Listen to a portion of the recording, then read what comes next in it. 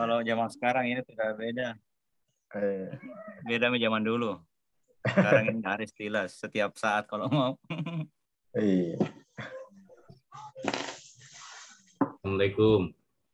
Waalaikumsalam warahmatullah. Ya, dengan di. Iya. Ya, Kamu ini ya, udah nih pemula. oh, iya. Assalamualaikum warahmatullahi wabarakatuh. Waalaikumsalam warahmatullahi wabarakatuh. Wabarakatuh. Alhamdulillah alamin. Ikuran nasi maraja yoni.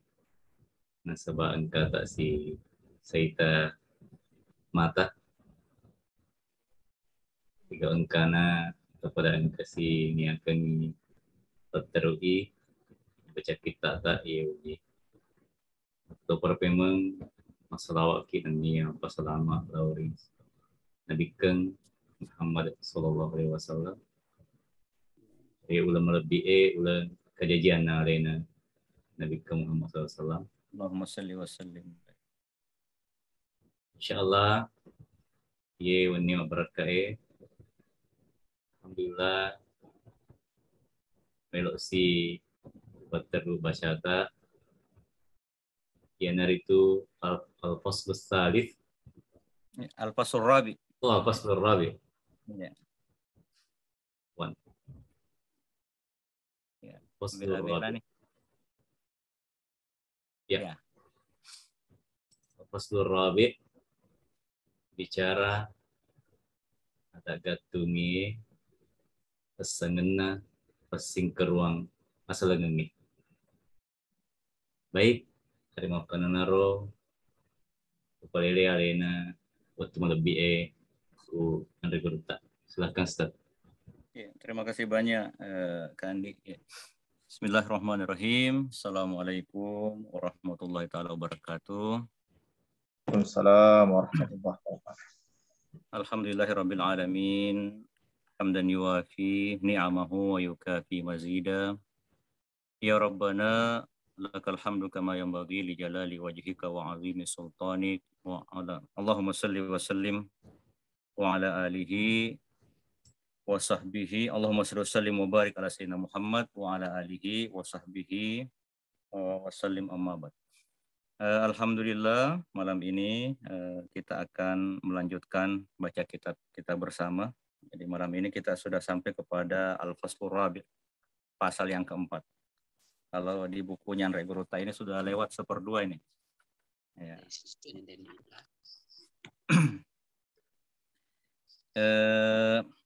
Hadirin yang dirahmati Allah, terkhusus kepada anakda, santri-santri DDI Abdurrahman Budalle yang ada di pondok pesantren.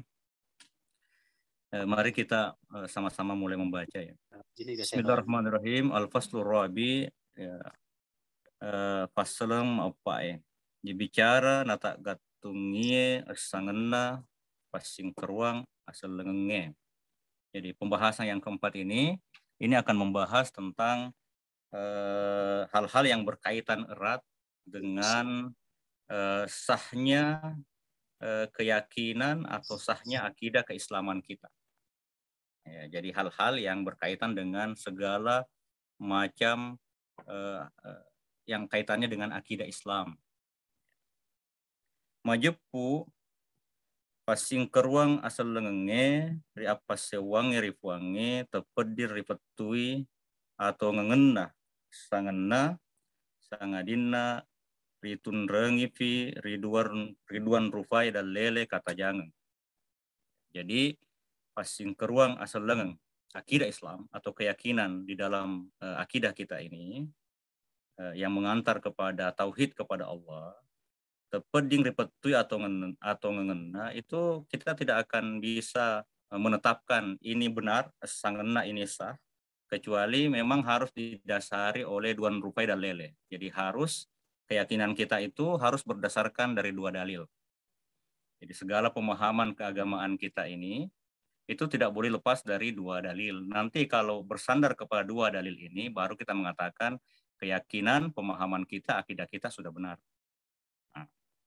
Yanar itu, nah 2 dalil ini, sandaran di dalam berakidah ini kita harus membahas akidah ya, karena kemarin kita bahas akidah itu adalah pondasi di dalam beragama, sehingga nanti kita diterima sah sebagai beragama kalau akidahnya benar.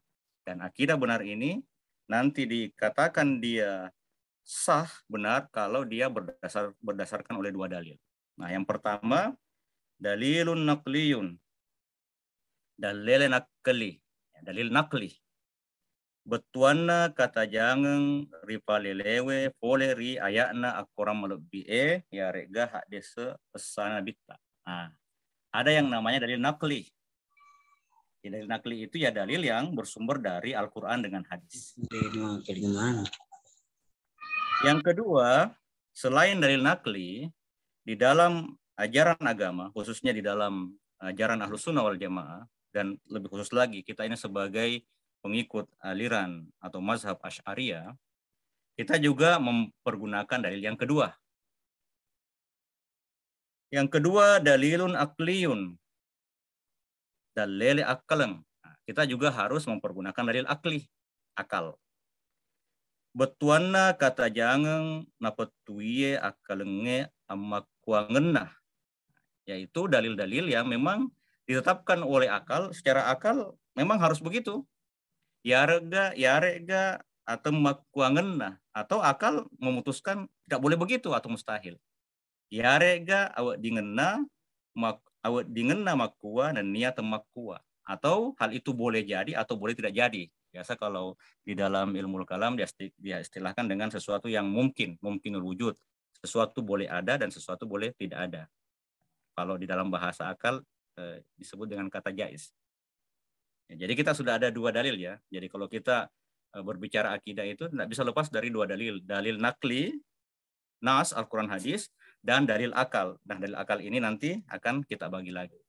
Aga napolekuni rajapui engkane bicara akalenge dimpe iri telue tawana. Nah, dari sini di saat kita berbicara tentang dalil akal itu terbagi di dalam 3 kategori. Jadi orang kalau berbicara hukum akal itu tidak lebih dari 3 kategori saja.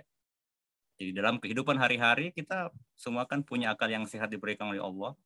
Dan kenapa guru-guru kita itu sangat menghormati akal, karena di dalam Al-Quran itu banyak sekali ayat-ayat yang menunjukkan tentang posisi akal di dalam agama kita.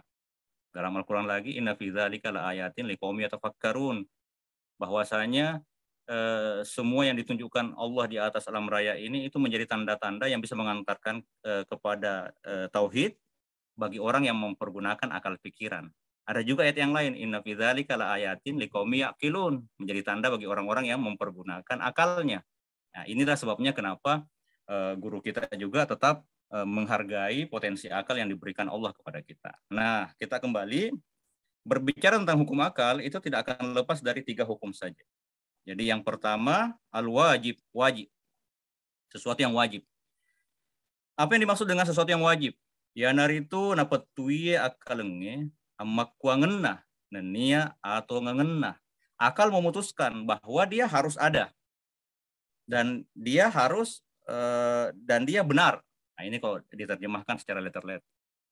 Iya, kalau di dalam bahasa mutakallimin yang wajib itu ma tarajjaha tarafu wujudihi ala adamihi. Sisi wujudnya, keberadaannya itu dia lebih kuat daripada sisi ketiadaannya. Dia harus ada. Nah, kita kasih contoh. Pada padanna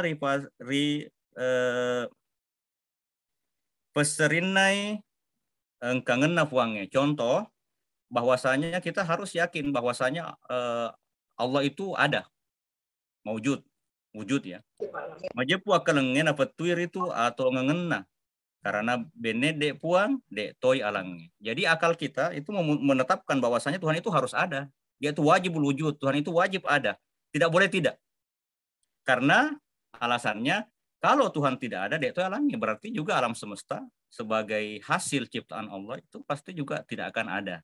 Nah, muka fura tepedingi dia sewa-sewa poleri alange naule pakangka alenar itu, karena tidak ada satupun di alam raya ini yang mampu mewujudkan dirinya. Semuanya itu bersumber dari wujud Allah. Allah yang menciptakan. Nah, inilah dasar bahwa Allah itu wajib wujud. Ini contoh. Ya, kayak itu pembagian hukum akal yang pertama. Jadi ada yang namanya wajib wujud. Contoh wujudnya Allah itu tidak bisa tidak harus ada. Ya. Yang kedua, al-mustahil, mustahil. Jadi ada yang dikatakan mustahil. Yang dimaksud dengan mustahil ya naritu napetui akalenge aderena natongeng. Akal ini menetapkan bahwa sesuatu tidak boleh ada. Ya, kalau tadi kita bicara pakai terjemahan mutakallimin, ma tarajjaha tarafu adamihi ala tarafi wujudihi. Jadi sisi ketiadaannya itu lebih kuat daripada keberadaannya. Artinya dia tidak boleh ada memang. Kita kasih contoh. Pada padana engkangena dua puange. Contoh, kita kasih contoh ada dua zat Tuhan atau ada dua Tuhan contoh. Karena beneng angka duana puange majepu elok toni kuasa makelo reale. Nah, ini Andre Guru tak memberikan kepada kita membuka cara berpikir kita. Jika seandainya ada dua Tuhan, tentu semuanya ingin berkuasa. Nah, upana makelo reale, tentu marusak nih atau rokna alangnya. Jika seandainya ada dua Tuhan yang sama-sama punya kekuasaan, tentu aturan di alam semesta ini akan rusak. Nah, upana makelo reale tentu marusak nih atau rokna alangnya jadi nah fetu ini akalenge aderena dua nafuang. Dari sini akal bisa memastikan bahwasanya mustahil ada dua Tuhan. Nah, ini kalau bahasanya Regruta. Minggu lalu sempat kita baca ada ayat dalam Al-Quran juga. Dan ayat ini, meskipun ayat ini adalah salah satu daripada dalil nakli, dalil karena dia bersumber dari Al-Quran, dan Allah itu adalah perkataannya shadiq, benar, dan tidak ada dusta di balik perkataan Allah. Tapi dasar ayat ini bersumber dari hukum akal juga. Jadi mengajak kepada kita untuk mempergunakan akal kita. Kemarin laukana fihi ma'alihatun illallah la fasadata. Jika seandainya ada dua Tuhan, maka fasadata. Kalau terjemahan letterlet, fasadata akan hancur langit dengan bumi. Tapi mufassirin dari kalangan mutakallimin mereka menerjemahkan fasadata bukan dalam artian rusak, akan tetapi maka tidak akan ada wujudnya langit dengan bumi. Tapi mata kepala kita melihat bahwasanya langit dengan bumi itu ada, sehingga kesimpulannya bahwa tidak ada dua Tuhan selain Allah Subhanahu wa taala. Nah, dari sini ini tadi makna bahwa kalau Andre Guru tak menerjemahkan jika seandainya ada dua Tuhan yang maha kuasa, sama-sama kuasanya, tentu akan terjadi ketidakaturan di dalam semesta, akan rusak. Satu menginginkan si fulan harus ada, satu menginginkan si fulan harus tidak ada, berarti akan hancur. Iya, contoh ini di antara dalil akal sebenarnya. Ya. Oke, yang ketiga, dalil atau hukum akal yang ketiga al-jaiz. Kalau Andre Guruta di sini menerjemahkan dengan harusu. Mungkin ada salah tulis ya. Harusnya itu al-jaiz itu artinya mungkin. Bukan harusu ya, tapi bisa diterjemahkan wedding, wedi jaji. Nah, bisa nanti kita kasih tambahan saja, karena kalau harusu itu harus artinya sesuatu yang harus ya. Jadi al-jaiz, jaiz itu boleh. Ya naritu de napa waji, de to napa mustahil, de sewa-sewa. Yaitu sesuatu yang tidak harus menjadi wajib ada atau mustahil ada. Andre Guru memberikan contoh di sini pada padana asogirena ya rega akasia siangena lanu alarufana. Contoh ada orang harus kaya kah, ada orang harus miskin tidak. Jadi kayanya atau miskinnya seseorang itu tidak ada keharusan. Nah, itu contoh sebenarnya. Tapi kalau kita berbicara dengan kategori hukum akal, yang dimaksud dengan jaiz apabila disandarkan kepada Allah, itu nanti akan diberikan juga contoh dari Gruta, majepu pura tepeding ya kalenge napetui awajikena ya rega amustahilengenna. Yaitu akal ini memastikan sesuatu tidak harus ada atau tidak harus tidak ada. Sogi ritulano ya rega kasiasi. Jadi tidak harus seseorang itu harus kaya atau harus miskin. Ya. Ya kepaha napetui ini akalenge majepu sini gau-gauna sewa-sewai rialange akajajianna dan nia atau kajajianna. Jadi semua perbuatan di alam semesta ini, begitu juga wujudnya sesuatu selain Allah, begitu juga apakah dia tidak harus wujud selain Tuhan, itu tak gantungi riak kelok nafuangi, itu tergantung kepada iradat atau keinginan Allah. kalau kita kembali kepada bahasa mutakalimin, yang dimaksudkan dengan al-jaiz itu atau mungkinul wujud, sesuatu yang wujudnya itu mungkin, bisa tidak ada keharusan dia harus ada, tidak ada juga keharusan dia tidak ada.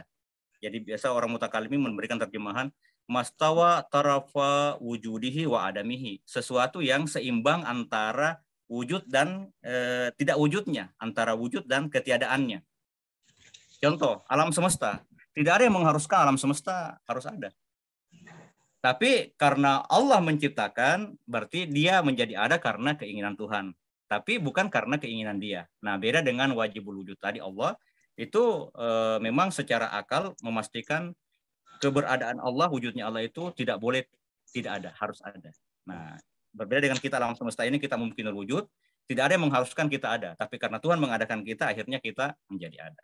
Makanya Revanna puasanya bicara akal. Nah, inilah yang dimaksud dengan berbicara hukum akal. Ya, saya kira itu tadi, itu sebenarnya itu saja kesimpulan dari pembahasan pasal keempat. Kesimpulannya dari pasal keempat ini bahwa kalau kita berbicara akidah, kita tidak boleh lepas dari dua landasan, dalil nakli, nas, Al-Quran, hadis, dan yang kedua dalil akal.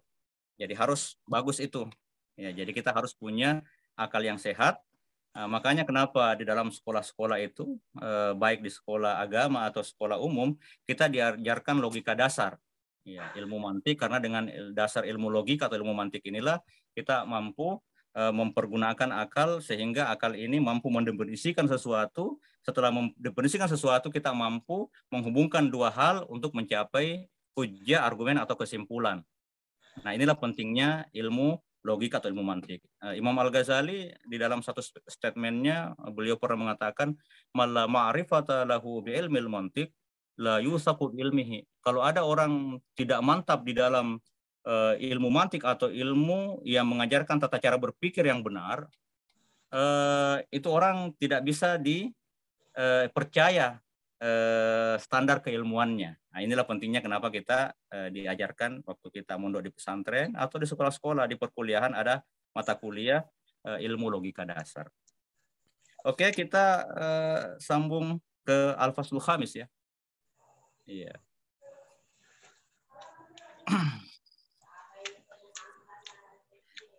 Al-Faslul Khamis, wasengnya apa sewang?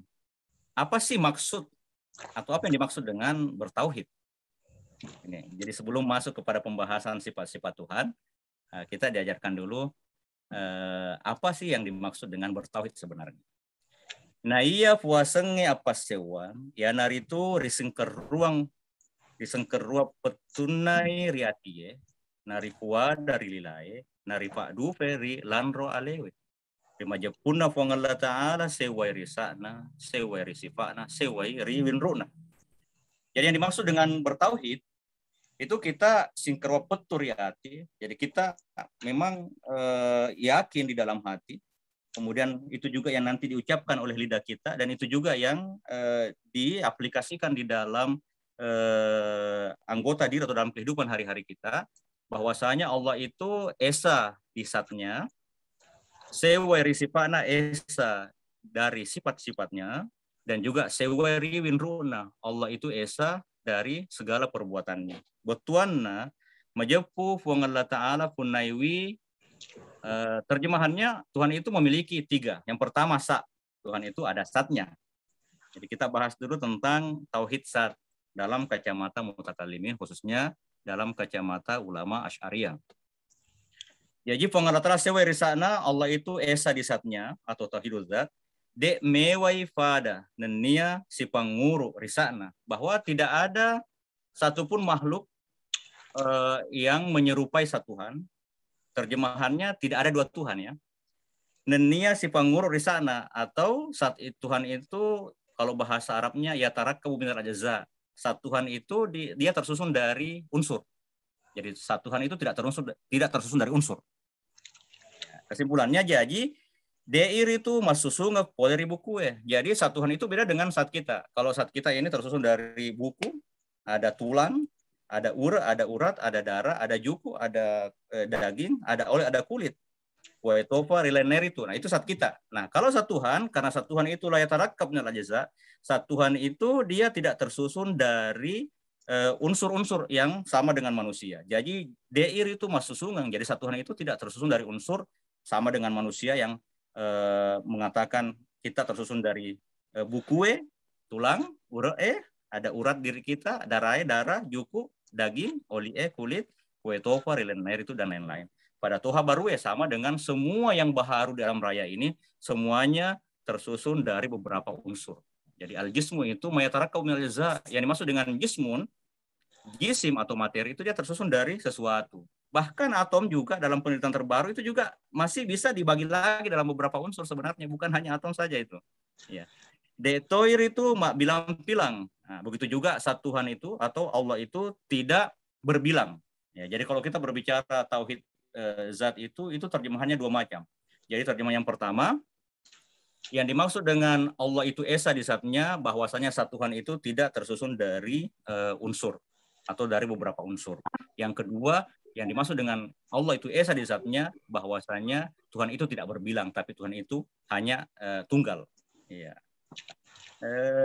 Sebelum kita baca ayat yang di bawah ini, dasarnya begini. Sebenarnya, kenapa Tuhan itu la yatarakkab minal ajza? Kenapa Allah itu tidak tersusun, zatnya Tuhan tidak tersusun dari beberapa unsur? Karena kalau sesuatu tersusun dari beberapa unsur, berarti antara unsur satu dengan unsur lain itu saling berkaitan erat dan saling membutuhkan.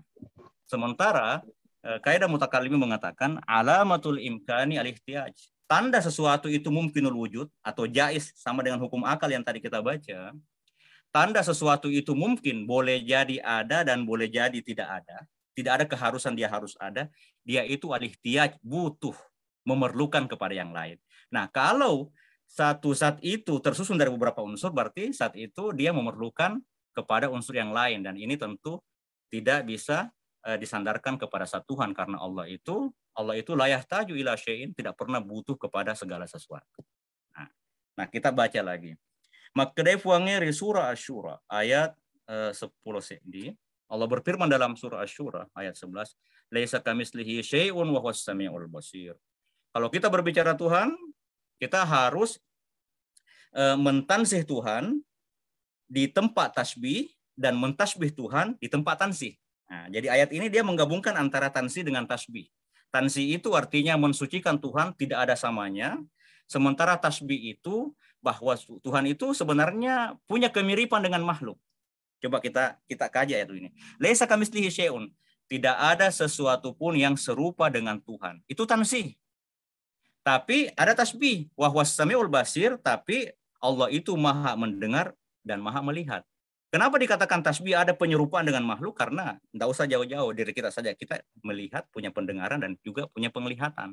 Tapi perbedaan antara pendengaran kita dengan penglihatan Tuhan, kalau pendengaran dan penglihatan kita dimensinya terbatas. Sementara kalau berbicara dengan sifatnya Allah maha mendengar dan maha melihat segala sesuatu dan mendengar segala sesuatu, dan tidak ada batas daripada sifat-sifat Tuhan. Nah, jadi di sini diajarkan, tapi kalau kaitannya dengan pembahasan di atas, bahwa di saat Allah berfirman laisa kamitslihi syai'un, Allah itu tidak ada sesuatu pun dari makhluknya yang menyerupainya, berarti zat Tuhan itu karena dia tidak menyerupai makhluk, berarti zat Tuhan itu tidak tersusun dari unsur sama dengan makhluk. Adapun makhluk itu zatnya tersusun dari beberapa unsur. Nah, itu. Jadi kita terjemahkan dulu, betuana de siseng se disewa-sewa fa da Allah Ta'ala. Tidak ada satupun makhluk yang sama dengan Allah. Ya naritu puan maringkalinga puan makita, dialah Allah maha mendengar dan lagi maha melihat. Jadi makna kita mentansih Tuhan di tempat tasbih, di saat kita mengatakan Allah itu maha mendengar, maha melihat, dan itu ada kemiripan dengan makhluk, tapi kita tansih di situ, kita sucikan Tuhan dalam artian maha melihatnya dan maha mendengarnya Tuhan berbeda dengan cara dan berbeda dengan pendengaran dan penglihatan yang dimiliki Allah tidak sama dengan makhluknya. Nah, itulah tadi makna terjemahan atau penafsiran sedikit dari ayat ini. Oke, kita pindah ke yang kedua. Tadi kita katakan yang dimaksud dengan bertauhid itu 3 macam, bahwa Tuhan itu esa di zatnya. Yang kedua, sifat-sifat. Tuhan itu esa dari seluruh sifat-sifatnya. Ya, jadi kalau kita kembali dalam kategori mutakallimin, orang Asy'ariyah itu membagi sifat Tuhan itu menjadi sifat 13. Jadi ada wujud 1, kemudian ditambah 5 sifat yang menafikan. Jadi al-qidam, al-baqa, al-mukhalatul hawadis, al-qiyam binafsihi, al-wahdaniyah. Kemudian ditambah 7 sifat ma'ani. Jadi 7 tambah 5, 12 tambah 1, 7, 13. Nah, tapi kalau Maturidiyah, dia menambahkan lagi 7, ada namanya sifat ma'nawiyah, kaunuhu ta'ala qadiran, kaunuhu ta'ala murid, dan seterusnya. Ya, jadi di sini sifat-sifat dari 13 sifat kalau kita berpegang kepada ulama Asy'ariyah, atau kalau kita berpegang kepada para mutakallimin golongan Maturidiyah, berarti ada sifat 20. Maknanya dek sewa-sewa mewai pada nenia si panguruk di sini sifat-sifat itu. Jadi tidak ada pun satu makhluk yang menyerupai atau memiliki sama dengan sifat-sifat Tuhan. Memang Allah mendengar, kita juga mendengar, tapi pendengaran Allah berbeda dengan pendengaran kita. Cara Allah mendengar berbeda juga dengan cara kita mendengar. Nah, begitu juga Allah berbicara, kita juga berbicara, tapi sifat kalamnya Allah berbeda dengan sifat kalamnya makhluk, dan seterusnya. Nah, itulah makna bahwasanya waktu guru kita mengatakan, Andre Guru mengatakan Allah itu esa di sifat-sifatnya, itu juga 2 terjemahannya. Yang pertama, de sewa-sewa mewai pada. Tidak ada satupun makhluk yang menyerupai sifat-sifat kemuliaan yang dimiliki Allah. Jadi, nenia sifat ngurur di sini sifat-sifat itu. Dan juga bahwasanya sifat-sifat Allah itu tidak ada, setiap sifat Tuhan itu tidak ada ta'addud. Contoh, kita mengatakan Allah itu punya 2 sifat kalam, atau 2 sifat ilmu, atau 2 sifat iradat, itu tidak. Masing-masing semuanya sah. Ya, dan itu alasannya kenapa jika seandainya Tuhan itu punya 2 sifat ilmu, kemudian hanya satu muassar, hanya satu objek, bagaimana mungkin ada 2 muassir, ada 2 yang bekerja kepada satu objek? Tentu itu mustahil terjadi. Ya. Jadi puangnya sewai risipa apuangenar itu. Nah, ini diberikan contoh dari sini. Andre Guru tak berikan contoh bahwa Allah Ta'ala itu dia esa dari sifat, contoh yang pertama sifat ketuhanannya. De fuang rilainai alainar itu, sehingga tidak ada lagi yang memiliki sifat ketuhanan selain Allah Subhanahu wa Ta'ala. Maka de fuang Allah Ta'ala di surah Al-Anbiya ayat 22, laukana fihi ma'alihatun illallah la fasadata.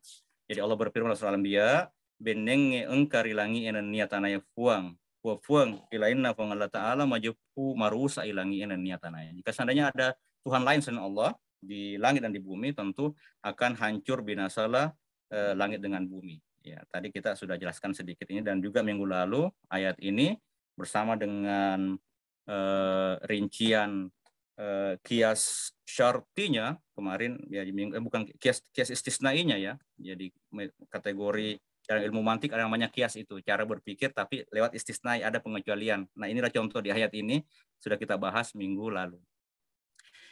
Karena pada elo ini makwa sair itu. Nah, Andre Guru memberikan terjemahan. Kenapa alam semesta akan hancur kalau ada Tuhan lain selain Allah? Ya, karena semuanya mau berkuasa. Makelo rialewi itu semuanya berkeinginan dengan kehendaknya sendiri. Pada tea riakelori, dan tidak ada yang ingin diatur.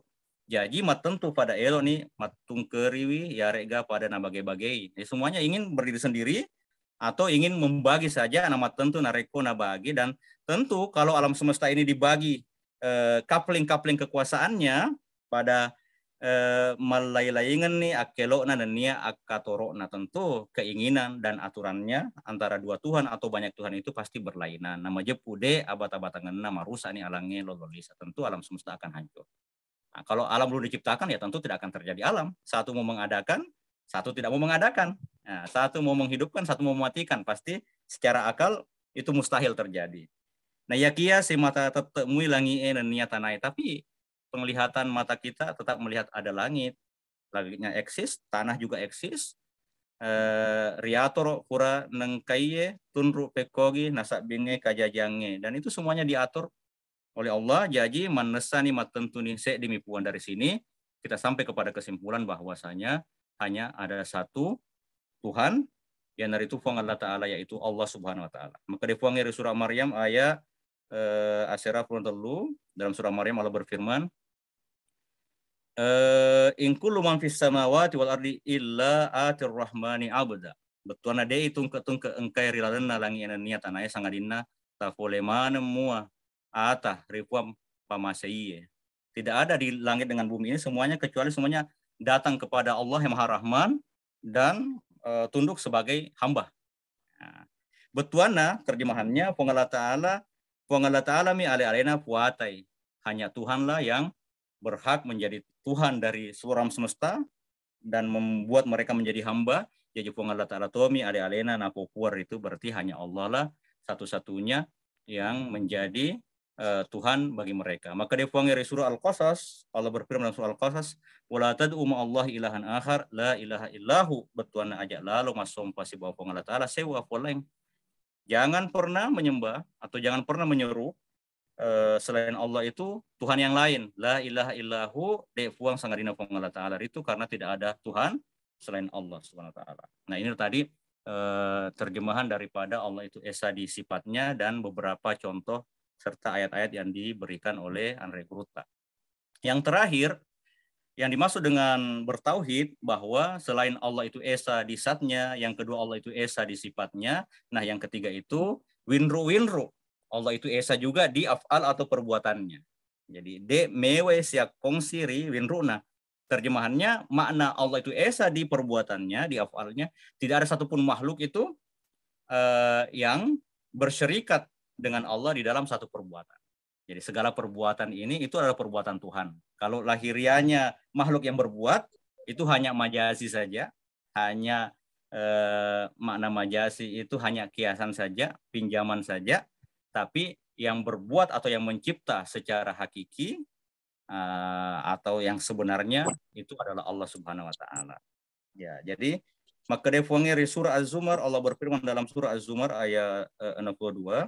Allahu khaliqu kulli syai'in wa huwa ala kulli syai'in wakil.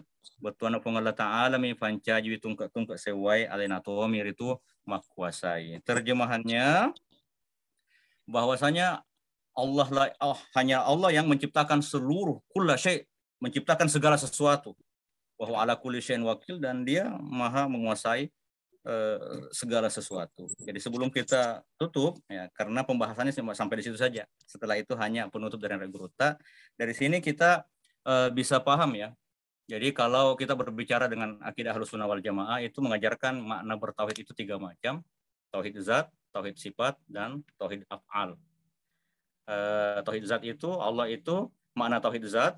Allah itu tidak ada duanya, tidak berbilang, dan Allah itu zatnya tidak tersusun dari beberapa unsur. Tauhid sifat, maknanya setiap sifat Tuhan itu tidak berbilang dan tidak ada satupun makhluk yang sama dengan sifatnya Allah. Dan yang terakhir, bahwasanya Allah itu wahidun fi af'alihi, esa dalam perbuatannya, artinya tidak ada satupun makhluk yang berkongsi atau berserikat dengan Tuhan di dalam segala perbuatan atau penciptaannya. Sehingga dari sini ini bertentangan dengan pemahaman saudara-saudara kita dari aliran lain ya, di dalam ajaran agama kita ini yang membagi tauhid dalam 3 hal juga, tapi dengan cara yang berbeda. Contoh, mereka mengatakan ada yang namanya tauhid uluhiyah, ada yang namanya tauhid rububiyah, dan ada yang namanya yang ketiga tauhid asma dengan sifat. Ini berbeda. Ya, jadi kalau di Al-Azhar itu semua ulama-ulama mutakallimin di Al-Azhar, ya, karena kebetulan saya di jurusan akidah filsafat, jadi sanad keilmuannya sampai kepada Abul Hasan Al-Asy'ari, turun-temurun dari para mutakallimin itu, ya, semuanya itu mengatakan bahwa pembagian tauhid dalam 3 hal, tauhid uluhiyah, tauhid rububiyah dengan tauhid asma dengan sifat itu masuk dalam kategori bid'ah, sesuatu yang dibuat-buat oleh Syekh Ibnu Taimiyah, dan itu juga diikuti oleh Muhammad bin Abdul Wahhab. Sebelumnya pembagian tauhid ini pada abad keempat itu sudah bukan salaf karena sudah bukan tabi'in. Abad keempat Hijriyah itu pernah diungkapkan pembahasan ini oleh Ibnu Battah Al-Ukbari. Nah, dan inilah yang diikuti oleh Ibnu Taimiyah sebenarnya. Jadi sebelum kita jauh menutup pembahasan kita ini, jadi yang dimaksud dengan tauhid uluhiyah, tauhid rububiyah, dan tauhid asma dengan sifat itu, Ibnu Taimiyah mengatakan bahwa semua nabi-nabi dari Nabi Adam sampai baginda Rasul SAW itu hanya diutus untuk mengajak orang bertauhid uluhiyah. dan mereka tidak diperintahkan, tidak mengajak orang untuk bertauhid rububiyah. Nah, di sinilah tak kesalahannya. Di sini kerancuan berpikirnya. Nah, itu karena tidak mempergunakan logika, ilmu logika secara baik. Jadi mereka mengatakan yang dimaksud tauhid rububiyah bahwa makna tauhid rububiyah itu tidak ada satupun makhluk di alam semesta ini semuanya percaya bahwa Allah itu adalah pencipta dan pengatur. Jadi meskipun orang kafir itu juga percaya bahwa Allah yang mengatur. Nah, jadi tidak ada satu makhluk pun di alam semesta ini menurut pandangan mereka yang dikembangkan oleh murid-muridnya sekarang ini juga kecuali semuanya sepakat tauhid rububiyah. Nah, yang berbeda katanya hanya tauhid uluhiyah. Mana itu tauhid uluhiyah? Yaitu makna tauhid uluhiyah ifradul ibadati lillah. Jadi mengesahkan ibadah satu-satunya hanya beribadah kepada Tuhan. Inilah katanya perbedaan. Sementara kalau kita mau lihat kerancuan di dalam kategori berpikir ini, mereka memberikan dasar, jadi mereka memberikan pegangan ayat Allah di dalam surah Az-Zumar ayat 38. Wala in sa'altahu man khalaqas samawati wal arda la yaquluna Allah. Jika seandainya kalian menanyakan kepada orang-orang kafir Quraisy itu, wahai Muhammad, siapa yang menciptakan langit dengan bumi? Mereka akan mengatakan Allah. Iya, tapi ayatnya dipotong sampai situ saja. Kalau mereka sambung qul afara'aitum ma tad'una min dunillah. Coba lihat yang kalian sembah, yang kalian seru, yang kalian minta selain Tuhan. Nah, di sini kan sudah ada sebenarnya bantahan dari ayat sendiri. Terus kalau memang kita mengatakan oke lah, orang kafir memang mengenal Allah, tapi mereka mensekutukan Allah dengan berhala-berhala mereka, Lata, Uzza dengan Manata. Tapi di dalam ayat-ayat yang lain juga banyak di situ dikatakan bahwa dari seluruh ya di alam semesta ini tidak ada kesepakatan yang mengatakan bahwa orang-orang itu sepakat, tidak orang-orang itu sepakat bahwa Allah itu adalah pencipta. Contoh di dalam surah Yusuf kita pernah mendengar dakwah Nabi Yusuf kepada dua orang yang di dalam penjara. Arbabum mutafarriquna khairun amillahul wahidul qahhar. Apakah Tuhan-Tuhan yang banyak yang di Mesir pada waktu itu banyak dewa-dewa itu yang banyak, apakah itu lebih bagus daripada Tuhan yang satu?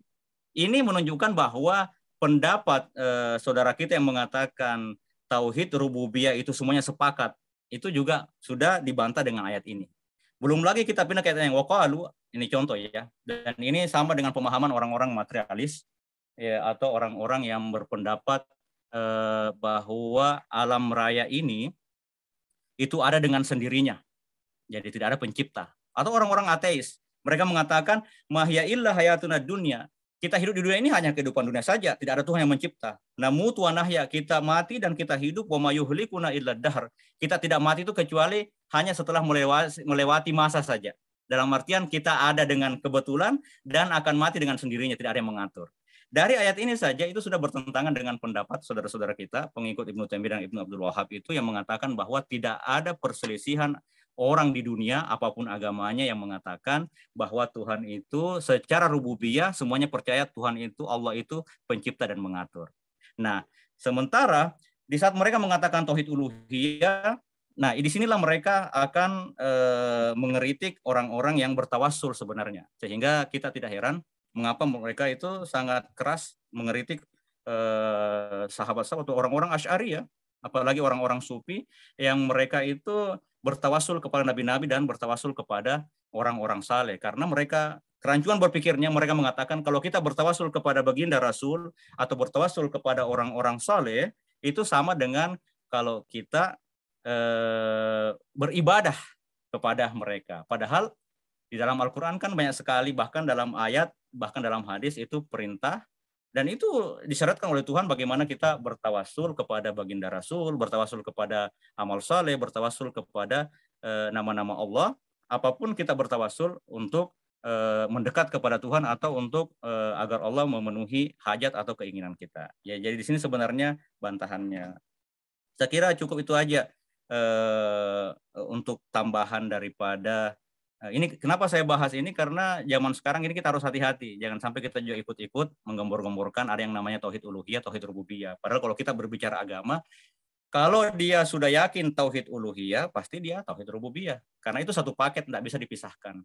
Uluhiyah ya rububiyah, rububiyah ya uluhiyah. Nggak usah jauh-jauh. Firaun saja, dia mengatakan, ana rabbukumul a'la, saya Tuhanmu yang mencipta, yang paling tinggi. Bahkan di ayat yang lain, Firaun juga mengatakan, ma'alimtu lakum min ilahin ghairi. Saya tidak tahu ada ilah selain saya. Jadi Firaun saja juga menggabungkan antara Allah dengan Rabbun. Jadi tidak ada perbedaan sebenarnya. Ini hanya bid'ah-bid'ah yang dibuat oleh Ibnu Taimiyah dan diikuti oleh para pengusung mazhabnya di era ini.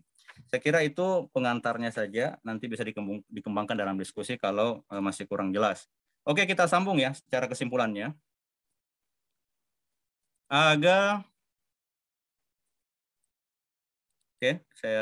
Aga nareko mandesa ni nania masa ni asewana fuangerisa na risipa-sipa na nania riwinruna. Kalau sudah jelas dan sudah mengakar di dalam akidah kita bahwa Allah itu esa di zatnya, esa di sifatnya, dan esa di perbuatannya, sabab dalil nakli nania akli.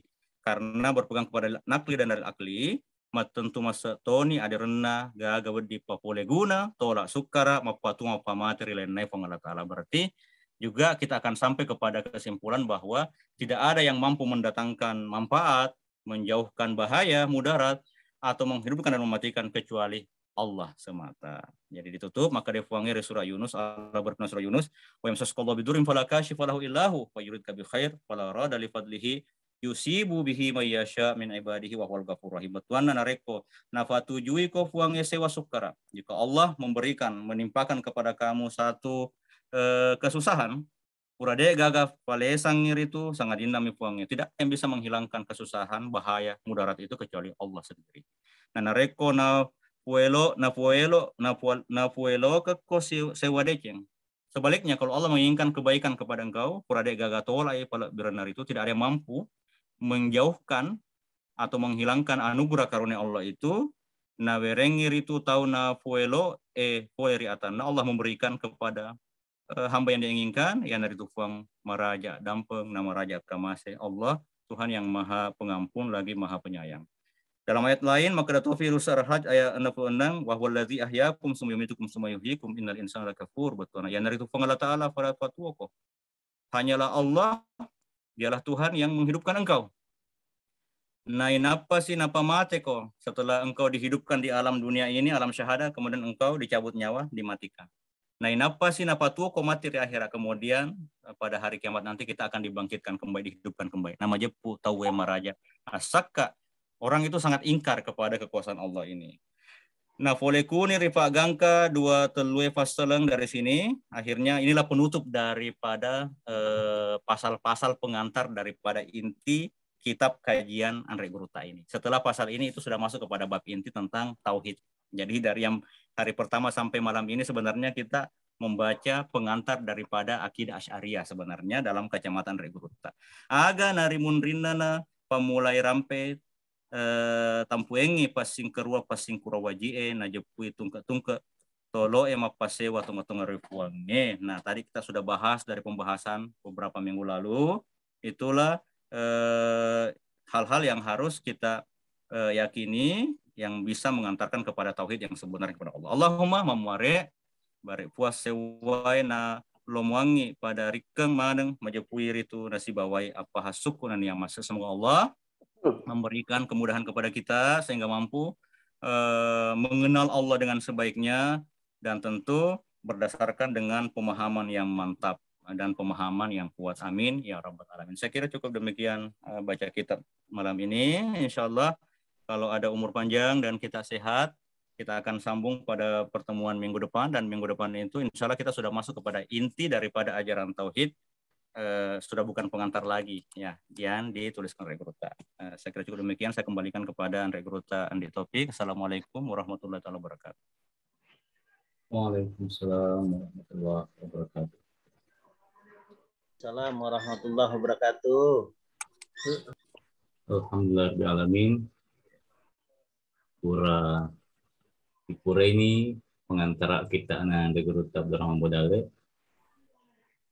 Ini alhamdulillah, mudah-mudahan apa yang dijelaskan oleh Andre Guruta bisa kita resapi dan pahami bersama. Namun tentu mungkin ada hal-hal yang ingin lebih diperjelas lagi, diperdalam lagi untuk kita diskusikan. Dengan ini kami persilahkan kepada para hadirin al-mukarramun yang hadir pada malam hari ini. Jika ada hal-hal yang ingin lebih diperjelas lagi atau didiskusikan, dengan hormat dipersilahkan, baik itu melalui chat ataupun berbicara langsung dengan Alena Adegurta. Disilahkan.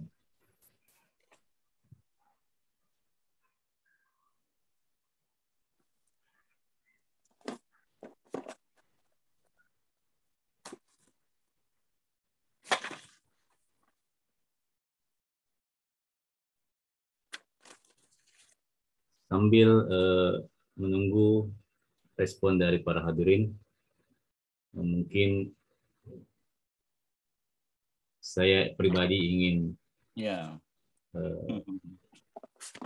memperjelas tentang yang lagi marak pada akhir-akhir ini di sekitar kita, akan adanya yang seperti yang Adegurta sampaikan tadi, perbedaan pemahaman akan akidah keislaman ini. Mungkin ada saran atau bekal buat para kita dari menangkal atau menjawab tantangan-tantangan akhir-akhir ini mengenai perbedaan ini. Silakan, Ustaz. Terima kasih banyak Adegurta, Andi Taufik. Jadi banyaknya maraknya ya. Jadi sebenarnya perdebatan ini atau apa istilahnya ya. Jadi antara aliran itu sebenarnya bukan hanya di zaman sekarang. Dari sejak zaman dulu sebenarnya. Sejak muncul asrul fitnah itu dari zaman peristiwa tahkim, akhirnya muncullah golongan-golongan klasik. Nah, jadi ada muncullah orang Khawarij, ya, kemudian ada orang Murji'ah, nah, kemudian ada Syiah, nah, kemudian nanti muncul aliran Qadiriyah, Jabariyah, muncul Mu'tazilah, setelah Mu'tazilah baru muncul Asy'ariyah, kembali mendudukkan kembali kepada pemahaman Ahlus Sunnah wal Jamaah, dan ini berkembang. Ada orang falasifah, kemudian ada orang Mujassimah. Orang Mujassimah itu mereka tidak mau menakwil ayat-ayat atau hadis-hadis mutasyabihat sehingga menggambarkan Tuhan itu persis sama dengan makhluk juga. Tuhannya kecil-kecil, duduk-duduk di atas aras, dan Tuhan butuh kepada tempat yang namanya aras. Wa na'udzu billahi min dzalik. Nah, jadi perdebatan ini atau polemik, ya tadi saya mau bilang polemik sebenarnya. Jadi untuk menangkal itu, nah pertama kita harus, apalagi zaman sekarang ya, zaman medsos ya. Jadi orang-orang itu gampang saja menumpahkan di medsos itu ajaran-ajaran. Jadi kita harus pandai-pandai untuk memilih siapa yang kita mau dengar. Jadi sebelum mendengar atau mau memetik sesuatu dari seseorang, tahu dulu latar belakang seseorang itu. Nah, itu yang pertama. Terus yang kedua, tentu kita paham guru-guru kita ada yang betul-betul kita pahami, apalagi yang dekat dengan kehidupan kita. Nah, itulah yang kita ikuti. Kita jelas bagaimana dia silsilah perguruannya sampai imam mazhab atau sampai Rasulullah. Nah, jadi untuk menjauhkan polemik, menjauhkan itu. Kemudian kita sebagai pelajar jangan ikut polemik. Ya, jangan ikut berpolemik. Ya, kita cukup menggali saja, karena itu tidak akan banyak manfaatnya kalau kita masih dalam kategori pelajar untuk anak-anak kita ini ya, yang di pesantren. Jangan, enggak usah berdebat, belajar aja banyak-banyak.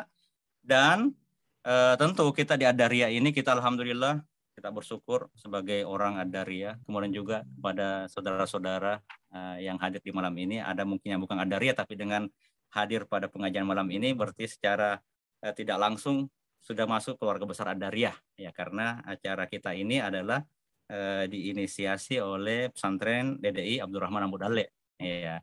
Nah, dari sini kita syukur di Ad-Dariyah ini, di DDI ini kita jelas, jadi akidah kita Ahlus Sunnah wal Jamaah. Ya. Jadi kalau kita berbicara Ahlus Sunnah wal Jamaah, kita ini orang Asy'ariyah. Jadi orang-orang Asy'ariyah itu pasti pemahaman kita berbeda dengan pemahaman saudara-saudara kita dari Salafiyah, dan Salafiyah sekarang ini berkembang. Jadi bukan hanya di Jawa, di Sulawesi, di Kalimantan juga, meskipun di Kalimantan banyak habaib, tapi gencar, dan mereka itu memang didanai sehingga mereka gencar gampang saja untuk mempublish ajaran-ajaran yang mereka. Padahal ajaran mereka itu dia sempalan daripada Khawarij. Karena Khawarij itu dia orang-orang Khawarij. Kenapa dikatakan orang zaman dulu orang Khawarij? Karena orang-orang Khawarij ini yang dulunya dia pro kepada Ali, setelah peristiwa tahkim orang-orang Khawarij ini langsung mengkafirkan Imam Ali dan mengkafirkan Muawiyah bin Abu Sufyan. Itu dari awalnya. Kemudian berkembang pemahaman mereka dan sekarang orang-orang Khawarij ini ya ada di daerah Arab, sekarang ada juga, sudah ada berkembang itu, Ibadiyah namanya. Jadi mereka ini nanti berkembang pemahamannya semua orang yang berdosa besar itu kafir. Itu kan salah. Kalau dalam pemahaman kita, orang yang berdosa besar itu dia hanya muslim tapi fasik, tidak kafir. Ya, orang-orang Khawarij itu gampang mengkafirkan seseorang. Nah, jadi kalau kita dalam Ahlus Sunnah wal Jamaah, kita diajarkan guru kita, man kafara musliman falam yakun fahuwa ya'udu ilaih. Kalau ada orang mengkafirkan orang lain, sementara itu tidak terbukti, berarti yang kafir kita. Makna kata Nabi ini yang kafir kita, berarti yang ada masalah, yang bermasalah dengan akidahnya adalah antum. Nah, bagaimana lihat? Kita lihat di dalam kehidupan beragama ini tidak semua hal-hal dalam agama itu qat'i ad-dalalah. Bahkan qat'i subut tidak semuanya qat'i subut. Saya pernah menjelaskan di dalam forum ini, qat'i dua macam. Ada qat'i subut. Qat'i subut itu adalah jelas pasti turunnya dari Allah dan jelas pasti turunnya dari Rasulullah. Al-Qur'an jelas itu 100% tidak ada keraguan di situ dari Allah. Jadi apapun dari Al-Qur'an kita harus menerima mentah-mentah. Hadis, nah di sini baru terbagi. Ada yang qat'iyus subut, hadis mutawatir yang diriwayatkan banyak orang banyak sampai mustahil mereka sepakat di dalam kebohongan. Tapi ada juga hadis sahih atau hadis hasan bahkan menjadi dhaif karena dia diriwayatkan oleh orang yang sedikit. Nah, ini menjadi zanniyu as-subut. Jadi dia sumbernya dari Rasul itu diragukan. Jadi kalau kita meragukan hal yang zanniyu as-subut, kita tidak masuk dalam kategori kafir. Yang kafir itu kalau kita meragukan Al-Qur'an atau meragukan hadis mutawatir. Nah, dari sini kalau kita berbicara tentang permasalahan qat'iyus subut, berarti masuk lagi nanti ada lagi namanya dalalah, petunjuk yang disampaikan Al-Qur'an dengan hadis. Tidak semuanya qat'i. Bahkan di dalam Al-Qur'an kadang satu ayat penafsirannya beda. Dan itu sudah ada zaman Rasulullah. Contoh. Jadi mana Al-Qur'u saja, Al-Qur'u. Ya, kalau kita bicara bahasa masalah fikih ya. Jadi orang wal mutallaqatu yatarabbasna bi anfusihinna salasata quru. Orang-orang wanita-wanita yang ditalak oleh suaminya, dia harus masa iddahnya menunggu 3 kali quru. Nah, quru ini kalau Sayyidah Aisyah itu berbeda pandangan dengan Ibnu Abbas. Sayyidah Aisyah mengatakan quru di sini artinya ya 3 kali kotor. Tapi kalau Ibnu Abbas 3 kali bersih. Ya sudah biasa kan? 3 kali haid dengan 3 kali suci. Nah, tentu ukurannya kalau 3 kali haid pendek, kalau 3 kali suci panjang dia. Bisa jadi kalau 3 kali kotor ya cuma 2,5 bulan. Kalau 3 kali suci bisa jadi 3 bulan lebih. Kalau umpamanya perempuan yang normal daurah syahriahnya, masa haidnya itu dia normal per bulan. Karena ada juga perempuan nanti 2 bulanan, 3 bulanan, contoh kan. Nah, dari sini kenapa berbeda pendapat? Karena memang dia zanniyu dalalah. Makna yang ditunjukkan memang dia tidak jelas. Jadi dia tidak jelas di dalam Al-Qur'an dan tidak ada tuntunan Nabi harus begini. Dan itu memang sengaja bahwa di dalam Al-Qur'an itu, bahkan di dalam hadis-hadis itu, banyak hal-hal yang petunjuknya tidak jelas dan ini membuat kita terjadi perbedaan pendapat. Dan Nabi mengatakan, ikhtilafu ummati rahmah. Perbedaan pendapat di umat saya ini, itu rahmat. Jika saya ada perbedaan pendapat, wah, akhirnya Islam akan menjadi kaku dan susah untuk diterapkan di kampung manapun, di negeri manapun, atau di masa kapanpun. Tapi karena Islam itu elastis, ayat-ayatnya tidak semuanya qat'i, tapi ada juga yang zanniyu dalalah petunjuknya, akhirnya ini. Nah, sekarang kesimpulannya, kalau mau lihat mana golongan yang benar, golongan yang benar adalah golongan Ahlus Sunnah, sama yang diajarkan oleh guru kita Imam Syafi'i. Apa perkataan Imam Syafi'i? Ra'yi sawabun yahtamilu al-khata'. Wa ra'yu ghairi khata'un yahtamilu as-sawab. Pendapat saya ini, secara saya subjektif ya ini benar, makanya saya yakin dengan pendapat saya ini, ijtihad saya ini, meskipun dia zanni awalnya kan bukan qat'i. Tapi ada kemungkinan salahnya.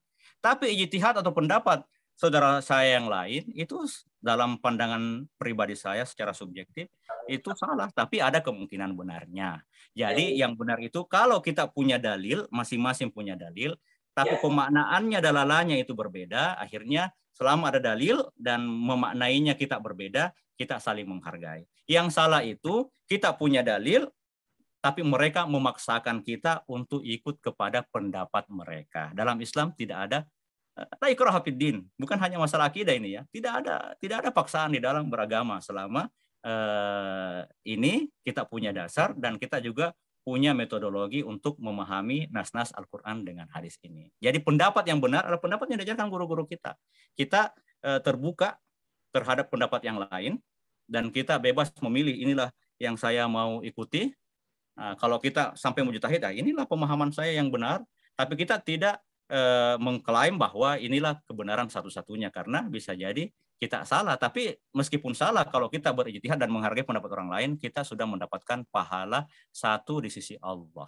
Nah, jadi saya tutup dengan hadisnya Nabi, idza jatahadal mujtahidani, kalau ada dua orang mujtahid itu berbeda pendapat, fa in asabah, siapa yang benar dalam hal zanni, nah dia dapat 2, wa in akhta, siapa yang salah tetap dapat 1 pahala. Jadi golongan yang benar adalah golongan yang saling menghargai, bukan golongan yang memaksakan kehendaknya dan mengkafirkan orang lain. Saya kira cukup demikian dengan dia. Syukran Ustaz. Pencerahannya, bagaimana kita memposisikan diri dalam perbedaan dan meneguhkan dalam pendirian. Jadi kalau mau lihat mau golongan yang bagus, golongan yang moderat. Wah, iya. Ada dalil menghargai yang lain dan tidak memaksakan dan tidak mengkafirkan orang. Tapi kalau sudah ada golongan yang sedikit membid'ahkan, mengkafirkan, meskipun orang lain itu punya ini, tinggalkan karena itu berbahaya. Jangan sampai kita masuk dalam jeratan hadisnya Nabi. Siapa yang mengkafirkan atau yang membid'ahkan atau mengklaim ini masuk neraka, sementara tidak demikian nanti jadinya, berarti yang bermasalah adalah kita. Berarti kita sebenarnya yang bid'ah, kita yang kafir. Iya. Baik. Alhamdulillah. Mudah-mudahan kita bisa tetap teguh dalam amin pemahaman ini. Baik, para hadirin, lagi kami mempersilahkan jika ada hal-hal yang ingin didiskusikan, boleh langsung dipaparkan pada majelis ini atau kita bacakan dalam chat. Silahkan.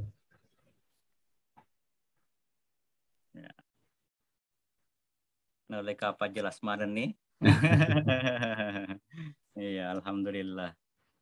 Iya, malam ini banyak saudara-saudara kita yang hadir. Iya. Oh, ada senior kita juga ini, Haji Tajudin Hamzah dari Palembang. Oh, iya. Saudara-saudara kita dari Kalimantan juga ada, dari Mamuju. Iya. Barakallahu fikum. Iya, tanah purma barakah. Iya. Baiklah, kalau memang sudah jelas bagi para hadirin sekalian, insya Allah kita akan lanjutkan kajian kitab ini minggu depan. Sudah sahabat, kita akan mulai masuk di bab pertama, al-babul awal, karena malam ini masih pengantar. Lama pengantarnya rekruta. Iya.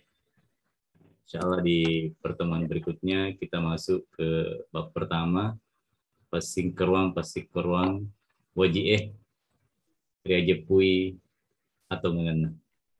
Yeah. Baik, untuk memberkahi, mengharapkan berkah dari majelis kita ini, kami persilahkan kepada Andre Gurta untuk menutup dengan doa. Jadi nama. Iya. Tabe baraka.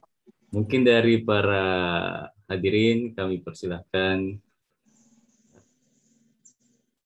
Ustadz Reza, silakan Ustadz. Ya.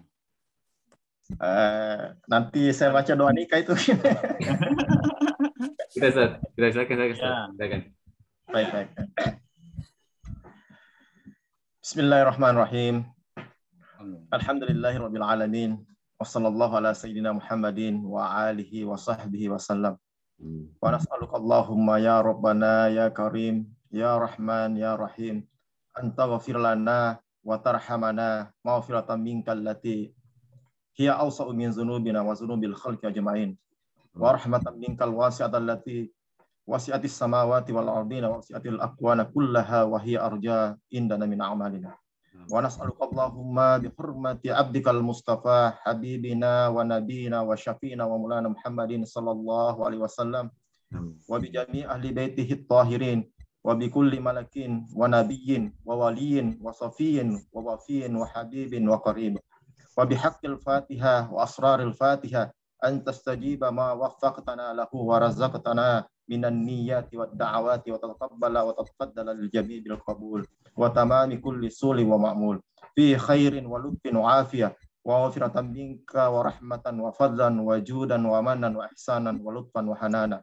wa anta ghafira dhunuba wa tastura al-uyuba wa takshifal kuruba wa tuyassira wa tabtahal jami'i bi kulli khairin wa tasrifa anhum kulla syarrin zahiran wa batinan antas samiul alim wa antal ghafur rahim wa antal zul fadlil azim wa anta rabbuna wa anta hasbuna wa anta ni'mal maula wa ni'man nasir ta'um hadhihi da'awati ma'al istijabati laha wal khairati wal barakati anfusana wa walidina wa ahlina wa zurriyatina wa masyaikhana fid dini wa zawil huquqi alaina ajma'in wa ahbabana wa ashabana wa jami'al mu'minina wal mu'minati wal muslimina wal muslimat wa nas'aluka Allahumma lana fawatihal khairi wa khawatimahu wa jawami'ahu wa awwalahu wa akhirahu wa zahirahu wa batinahu wa darajatil ula fil jannah min ghairi sabiqati hisabin wala azabin la fid dunya wala fi kulli manzilin min manazil akhirah bimahdi fadlika wa judika wa rahmatika wa maghfiratika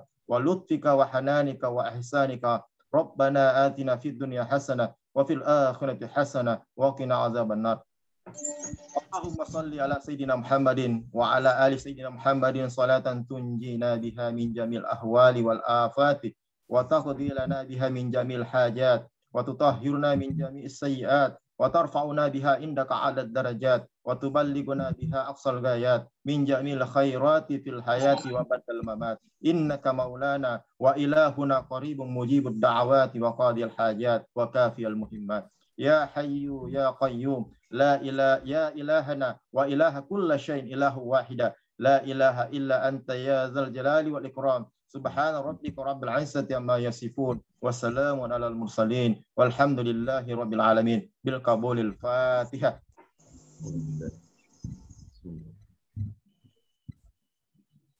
Walhamdulillahi rabbil alamin. Assalamualaikum warahmatullahi wabarakatuh. Waalaikumsalam. Waalaikumsalam warahmatullahi wabarakatuh. Semangat Terima kasih banyak.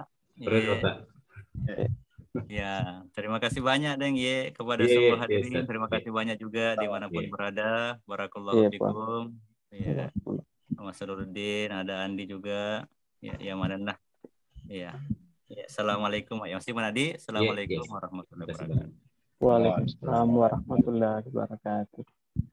Pun juga kami ucapkan beribu terima kasih kepada para hadirin yang hadir pada majelis malam hari ini. Insyaallah kita akan bersua kembali di kajian berikutnya. Minallahil musta'an wa alaihi tiklan. Assalamualaikum warahmatullahi wabarakatuh. Waalaikumsalam warahmatullahi wabarakatuh.